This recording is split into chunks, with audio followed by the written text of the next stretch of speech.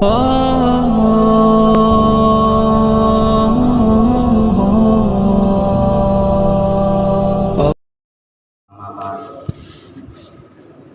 اللہ تبارک و تعالی فی القرآن المجید والفرقان الحمید اعوذ باللہ من الشیطان الرجیم بسم اللہ الرحمن الرحیم ولا تجسسوا ولا یغتب بعضکم بعضا ایحب احدکم ان یأکل لحم اخیہ میتا فکرہتموہ صدق اللہ العظیم۔ امام غزالی رحمۃ اللہ علیہ فرماتے ہیں کہ زبان سے صادر ہونے والے 20 کبیرہ گناہ ہیں، جس میں سے ایک سنگین گناہ غیبت ہے۔ چنانچہ میں نے آپ کے سامنے جو آیت کریمہ تلاوت کی، اس آیت میں اس باطنی بیماری اور سنگین جرم کا تذکرہ ہے۔ قرآن کریم نے غیبت کے لیے ایسے سخت سے سخت الفاظ استعمال کیے کہ شاید کسی اور باطنی بیماری کے لیے ایسے سخت الفاظ استعمال نہیں کیے گئے۔ چنانچہ اللہ قرآن مجید میں فرماتے ہیں وَلَا يَغْتَبْ بَعْضُكُمْ بَعْضًا کہ تم آپس میں دوسروں کی غیبت مت کرو۔ أَيُحِبُّ أَحَدُكُمْ أَن يَأْكُلَ لَحْمَ أَخِيهِ مَيْتًا کیا تم اس بات کو پسند کرتے ہو کہ تم اپنے مردار بھائی کا گوشت کھاؤ؟ فَكَرِهْتُمُوهُ تم اس بات کو ناپسند کرو گے، اس لیے کہ یہ کسی حیوان کا گوشت نہیں ہے بلکہ ایک مردار انسان کا گوشت ہے، اور وہ انسان بھی خود کا بھائی ہے۔ لہذا جس انسان کے اندر انسانیت کا ذرہ بھی موجود ہوگا وہ اس گناہ کو کرنا تو درکنار اس گناہ کے بارے میں بھی نہیں سوچ سکتا۔ اس لیے جب یہ آیت کریمہ نازل ہوئی تو صحابہ نے اللہ کے رسول صلی اللہ علیہ وسلم سے سوال کیا، یا رسول اللہ غیبت کیا ہے؟ تو آپ صلی اللہ علیہ وسلم نے غیبت کی جامع اور معنی تعریف فرمائی اور کہا ذکر کا اخاک بما یکرہ کہ اپنے بھائی کا اس کی عدم موجودگی میں اس طرح تذکرہ کرنا کہ اگر اس کو اس بات کی خبر ملے تو اس کو برا محسوس ہو۔ معلوم ہوا کہ اپنے بھائی کی عدم موجودگی میں اس کی برائی کرنا، برائی کے ساتھ اس کا تذکرہ کرنا یہ غیبت ہے۔ لیکن مفتی تقی عثمانی دامت برکاتہ فرماتے ہیں کہ بعض لوگ غیبت کے جواز کو اور غیبت کے دروازے کو کھولنے کے لیے تعبیر کرتے ہیں اور کہتے ہیں کہ میں تو یہ بات اس کے منہ پر کہہ سکتا ہوں، اس لیے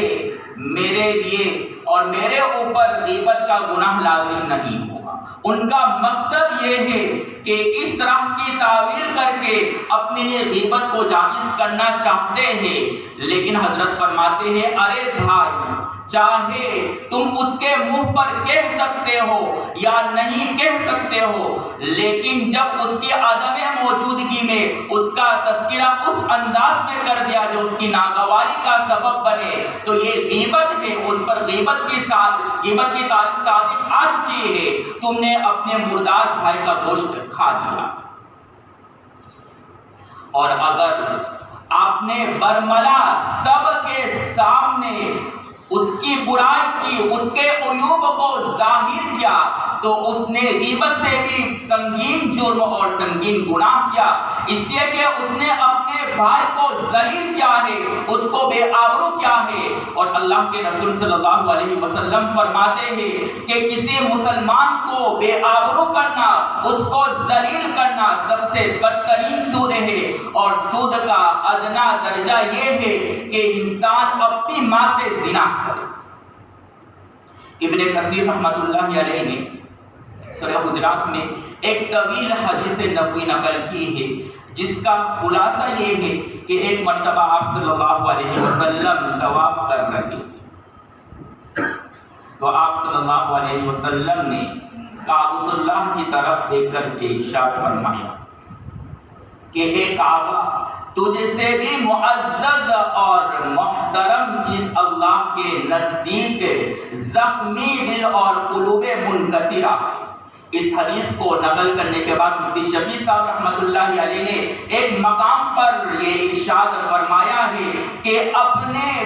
بھائی کے دل کو زخمی کرنا، اس کو بے آبرو کرنا، کعبۃ اللہ کو منہدم کرنے سے بھی بڑا جرم اور گناہ ہے۔ اسی وجہ سے اگر کسی نے کعبۃ اللہ کو منہدم کرنے کی کوشش کی تو اللہ نے ابرہا کو، اس کے لشکر کو ہلاک کرنے کے لیے ابابیل کو بھیجا، لیکن جب کوئی اللہ کے بندے کا دل زخمی کرتا ہے، اس کو بے آبرو کرتا ہے، تو اس سے انتقام لینے کے لیے خود اللہ آتے ہیں، اس سے کہ اللہ نے دل کو اپنے ہاتھ سے بنایا،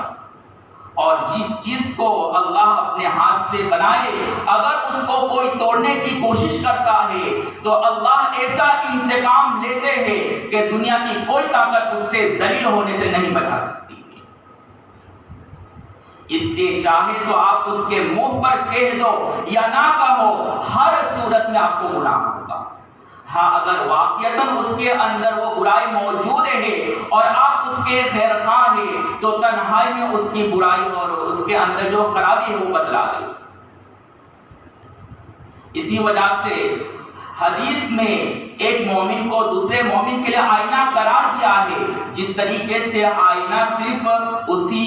آئینے میں دیکھنے والے شخص کو اپنے عیب پر، اس کے عیب پر مطلع کرتا ہے، تو مومن کی ذمہ داری بھی یہی ہے کہ اسی کے سامنے اس کے عیب کو ظاہر کرے، دوسرے لوگوں کے سامنے اس کے عیوب کو ظاہر کرنے کی اجازت نہیں ہے۔ دوسری حدیث میں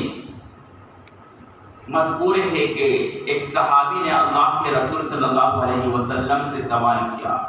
یا رسول اللہ، ہم اپنے بھائی کے بارے میں جس چیز کے متعلق غیبت کر رہے ہیں اگر وہ بات واقعتاً اس کے اندر موجود ہے تو کیا غیبت کا گناہ ہمیں ملے گا؟ تو آپ صلی اللہ علیہ وسلم نے ارشاد فرمایا کہ اگر واقعتاً وہ برائی اس کے اندر موجود ہے تب ہی تو غیبت ہے، اور اگر وہ بات اس کے اندر موجود نہیں ہے، وہ برائی اس کے اندر موجود نہیں ہے، تو اب یہ غیبت نہیں بلکہ غیبت کے ساتھ ساتھ تہمت کا بھی گناہ ہوگا، الزام تراشی کا بھی گناہ ہوگا۔ اس لیے عوام اور خواص اس بیماری میں مبتلا ہے، رات دن ہم اس گناہ میں ملوث ہونے کے باوجود ہم اس گناہ کو گناہ ہی نہیں سمجھتے، اس لیے کہ ہمیں یہ سرکاری مشین مفت میں مل چکی ہے، اس لیے صبح سے شام تک اس کو کینچی کی طرح چلاتے رہتے ہیں اور بکواس اور غیبت کرتے رہتے ہیں۔ اگر اس سرکاری مشین پر ٹیکس لاگو کر دیا جائے تو ہو سکتا ہے اس ملک کا سارا قرضہ ختم ہو جائے۔ اس قدر وافی مقدار میں اس زبان سے ہم بکواس کرتے ہیں اور غیبت کرتے ہیں، اور خواص کو تو اور طالبان علوم کو خاص طور پر اس بیماری اور غیبت سے بچنا چاہیے، اور اپنے اساتذہ کی غیبت سے بالخصوص احتراز کرے، اس لیے کہ غیبت نفرتوں کے دروازے کو کھولتا ہے۔ جب استاد اور شاگرد کے دل میں محبت ہی نہیں رہی، نفرت کی بیج پیدا ہو چکی ہے، تو اب طالب علم علم کا جو نور ہے وہ اس سے محروم ہو چکا ہے۔ اس لیے کہ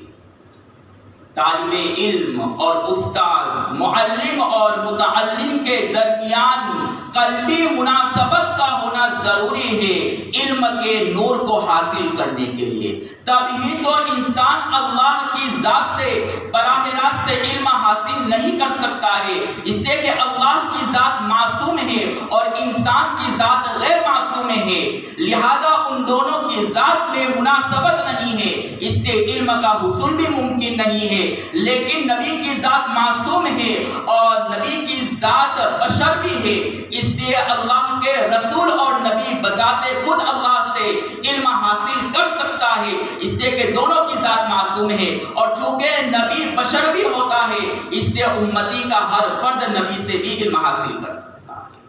یہی وجہ ہے کہ جب خضر علیہ السلام کو پتا چل گیا کہ موسیٰ میرے ہم مزاج نہیں ہے، تو ان کو کہہ دیا کہ آپ ہماری درسگاہ سے نکل جائیں۔ جب استاد اور شاگرد میں اس غیبت کی وجہ سے مناسبت نہیں رہے گی، ان کے دلوں میں نفرت پیدا ہو جائے گی، تو علم اور اس کا نور کہاں سے ہمیں حاصل؟ اس لیے ہمیں چاہیے کہ اس بیماری سے اپنے آپ کو خاص طور پر بچائے۔ دوسری حدیث میں اللہ کے رسول صلی اللہ علیہ وسلم نے فرمایا الغیبت اشد من الزنا، کہ غیبت زنا سے بھی زیادہ اشد اور سنگین جرم اور گناہ ہے، اس لیے کہ زنا کا تعلق حقوق اللہ سے ہے اور غیبت کا تعلق حقوق العباد سے ہے، اور حقوق العباد کا اصول یہ ہے کہ انسان 1000 بار توبہ کرے لیکن اللہ اس کو معاف نہیں کریں گے جب تک کہ صاحب حق اس کو معاف نہ کر دے۔ اس سے انسان ہزاروں توبہ کرے، ہزاروں نماز پڑھے، لیکن جب تک صاحب حق آپ کو معاف نہیں کرے گا، اب سے غیبت کا گناہ آپ کے سر سے نہیں جائے گا۔ اگرچہ بعض ایسے مقامات ہیں جہاں شریعت نے غیبت کرنے کی اجازت، مثلا کسی کو شر سے اور نقصان سے بچانے کے، اسی طریقے سے دینی ضرورت کے پیش نظر غیبت کرنا جائز ہے۔ مثلا ائمہ محدثین روات حدیث پر جرح کرتے ہیں تو یہ دینی ضرورت کی بنیاد پر ان کی تنقید اور ان کی برائی کرتے ہیں، وہ غیبت میں شامل نہیں ہے۔ لہذا علی ابن مدینے سے سوال کیا گیا کہ آپ کا اپنے والد کے بارے میں کیا خیال ہے، یعنی روایت حدیث میں وہ کیسے ہے؟ تو علی ابن مدینے نے کہا کہ وہ ضعیف راوی ہے، ان سے روایت نہ لی جائے۔ دیکھیے یہاں پر اپنے والد کی کمی اور نقص کو بیان کر رہے اس کے پس پشت، لیکن چونکہ یہ دینی ضرورت ہے اس لیے وہ معاف ہے۔ لیکن ہم مبتدی طلبا ہیں، غیبت کی جائز صورتیں بھی ہمارے لیے ناجائز ہیں۔ چنانچہ حضرت تھانوی رحمۃ اللہ علیہ سے کسی نے سوال کیا کہ کبھی میرے دل میں یہ خیال آتا ہے کہ فلاں کی برائی بیان کر دوں اس کے پس پشت، اور